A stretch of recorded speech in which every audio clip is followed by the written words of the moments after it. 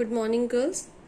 बेटा विवर्तन वाला चैप्टर हमने कल शुरू किया था, जिसके 2 टॉपिक्स मैंने आपको कल करा दिए थे। अब लास्ट टॉपिक है प्रकाशिक यंत्रों की विभेदन क्षमता तथा विभेदन सीमा।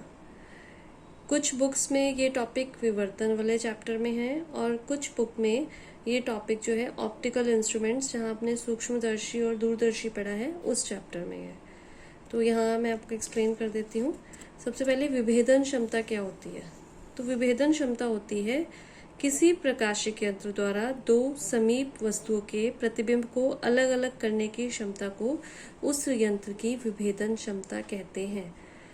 जैसे कि सपोज ये लाइनें हैं, एक बोर्ड पर, एक वाइट बोर्ड पर ब्लैक हम पट्टियां चिपका दें सपोज, और उनके बीच की जो दूरी है वो बहुत कम रखी जाए, तो जब हम उनको पास से देखते हैं, वाइट बोर्ड को पास से देखेंगे, तो क्या होता है कि वो जो ब्लैक कलर की स्ट्राइप्स हैं, पट्टियां हैं, वो हमें अलग अलग नजर आती हैं।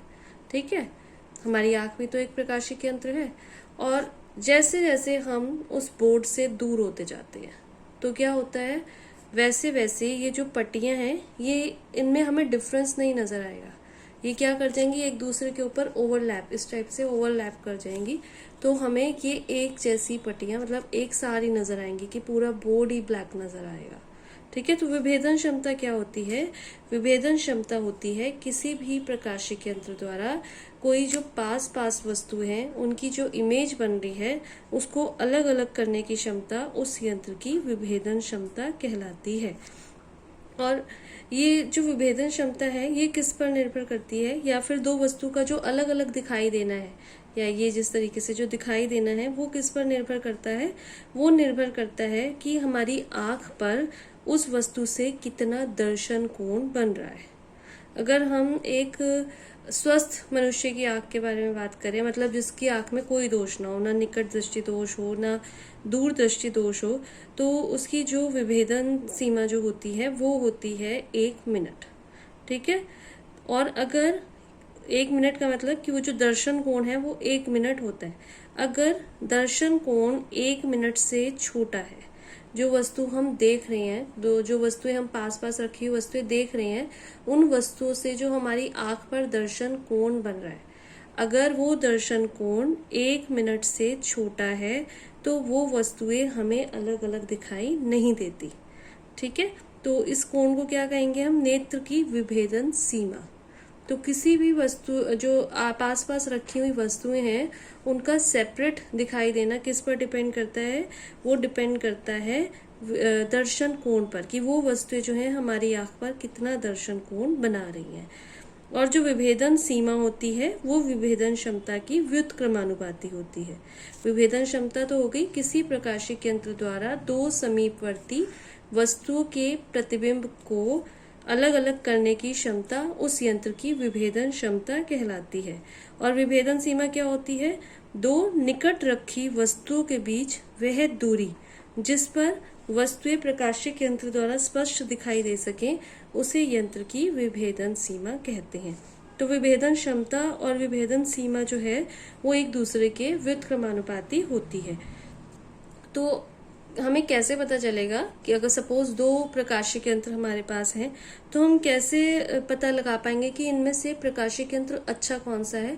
तो जो अच्छा प्रकाशिक यंत्र होता है उसकी विभेदन क्षमता अधिक होनी चाहिए। विभेदन क्षमता अधिक होगी तभी वो क्या कर पाएगा कि जो 2 पास पास रखी वस्तुएं हैं उनकी इमेज को सेपरेट करके हमें दिखा पाएगा।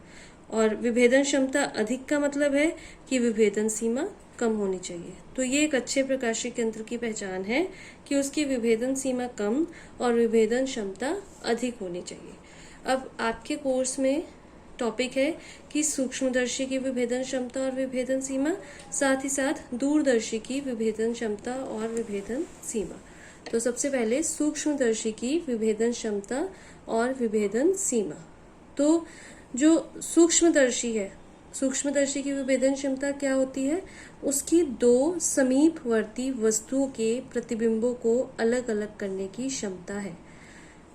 तो विभेदन क्षमता जो है सूक्ष्मदर्शी के लिए, जो विभेदन क्षमता है वो किसकी अनुक्रमानुपाती होती है, वो अनुक्रमानुपाती होती है शंकु कोण बटे लैम्डा।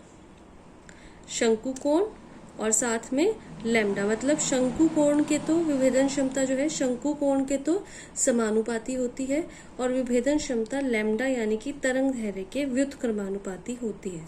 शंकु कोण क्या होता है, जैसे ये सूक्ष्मदर्शी की इस तरीके से संरचना है, तो ये जो कोण बन रहा है ये है शंकु कोण, जो शंकु के बीच में बन रहा है, ठीक है, इसे कहते हैं शंकु कोण।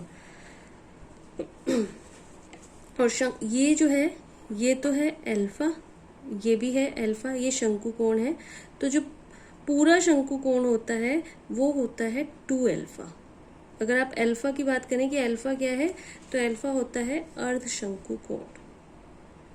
तो अब मैंने कहा कि जो अच्छा प्रकाशिक यंत्र होगा उसकी विभेदन क्षमता क्या होनी चाहिए, बड़ी होनी चाहिए। तो यहाँ पर विभेदन क्षमता जो है शंकु कोण के समानुपाती है और लैम्डा यानी तरंग दैर्घ्य के व्युत्क्रमानुपाती है। तो विभेदन क्षमता ज्यादा होने के लिए हम क्या करें कि शंकु कोण बड़ा हो जाए तो विभेदन क्षमता ज्यादा हो जाएगी, पर हम सूक्ष्मदर्शी की शंकु कोण को तो नहीं ज्यादा बढ़ा सकते, तो हमें किस पे ध्यान देना चाहिए, लैम्डा पे। अगर लैम्डा का मान कम हो जाएगा तो विभेदन क्षमता क्या हो जाएगी, बढ़ जाएगी, क्योंकि विभेदन क्षमता लैम्डा यानी तरंग दैर्घ्य के व्युत्क्रमानुपाती है। तो इसमें हम क्या कर सकते हैं, लैम्डा का मान घटाकर सूक्ष्मदर्शी की जो विभेदन क्षमता है उसको बढ़ा सकते हैं। तो लैम्डा का मान हम कैसे घटा सकते हैं कि जो नॉर्मल लाइट हम यूज करते हैं उसकी जगह पर हम नीली लाइट अगर यूज कर लें, नीली लाइट की तरंग दैर्घ्य घट जाएगी तो सूक्ष्मदर्शी की विभेदन क्षमता बढ़ जाएगी। नेक्स्ट, दूरदर्शी की विभेदन क्षमता। तो दूरदर्शी की विभेदन क्षमता, किसी दूरदर्शी की विभेदन क्षमता दो वस्तुओं के बीच वह न्यूनतम कोणीय अंतराल है जिस पर स्थित इन वस्तुओं के प्रतिबिंबों के दूरदर्शी में अलग अलग प्राप्त किया जा सकता है। तो दूरदर्शी की जो विभेदन क्षमता है इसका फॉर्मूला क्या है, डी यानी कि जो अभिदर्शक का द्वारक है वो, और अपॉन 1.22 लैम्डा रेडियन। तो अब यहाँ पर लैम्डा की अगर हम बात करें, वहां तो हमने सूक्ष्मदर्शी में तो लैम्डा को चेंज करके हम विभेदन क्षमता को चेंज कर सकते हैं। दूरदर्शी की विभेदन क्षमता किस पर डिपेंड करती है, अभिदर्शक के द्वारक पर डिपेंड करती है, साथ ही साथ तरंग दैर्घ्य पर डिपेंड करती है। अब हम ये सोचें कि दूरदर्शी किस काम आती है, दूरदर्शी काम आती है जो खगोलीय पिंड होते हैं उनको देखने में, जो बहुत दूर है पिंड उनको देखने के काम आती है दूरदर्शी। अब जो बहुत दूर पिंड है उसके लिए हम लैम्डा को तो चेंज नहीं कर सकते, लैम्डा को तो हमारे हिसाब से नहीं चेंज कर सकते ना, तो उसमें हम क्या चेंज कर सकते हैं, डी, द्वारक को चेंज कर सकते हैं। अगर द्वारक बड़ा कर दें, हम अभिदर्शक लेंस का द्वारक बड़ा कर दें तो दूरदर्शी की विभेदन क्षमता भी क्या हो जाएगी, बड़ी हो जाएगी। ये आपने दूरदर्शी वाले टॉपिक में पढ़ा भी है, मैंने वर्कशीट में भी ये क्वेश्चन शायद पूछा था कि दूरदर्शी की विभेदन क्षमता बढ़ाने के लिए हम दूरदर्शी में बड़े द्वारक का जो लेंस है वो यूज करते हैं।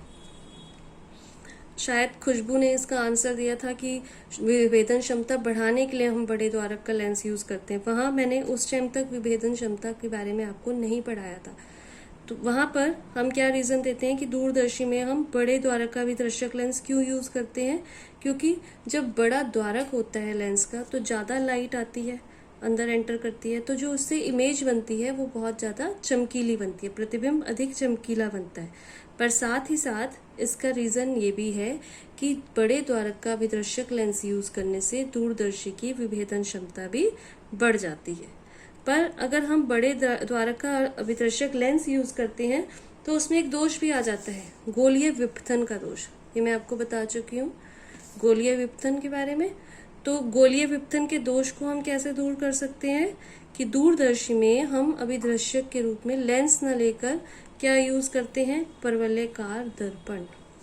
तो ये काफी इम्पोर्टेंट क्वेश्चन के फॉर्म में आ जाता है। ये लॉन्ग क्वेश्चन तो नहीं, शॉर्ट में या वेरी शॉर्ट में आ सकता है कि दूरदर्शी की विभेदन क्षमता बढ़ाने के लिए बड़े द्वारक की आवश्यकता क्यों होती है, इस तरीके से भी दे सकते हैं।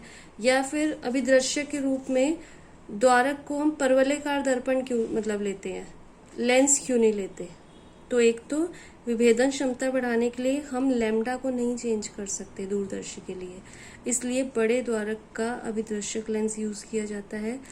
इससे एक तो विभेदन क्षमता बढ़ जाती है, दूसरा प्रतिबिंब अधिक चमकीला बनता है क्योंकि ज़्यादा लाइट एंटर कर पाती है। पर ज़्यादा बड़े द्वारक का अभिदर्शक लेंस लेने से प्रतिबिंब में गोलीय विपथन का दोष आ जाता है। और इस दोष को कैसे दूर किया जाता है? इस दोष को दूर करने के लिए बड़े द्वारक का परवलयकार दर्पण प्रयोग करते हैं। अब आपका ये चैप्टर कंप्लीट हो गया।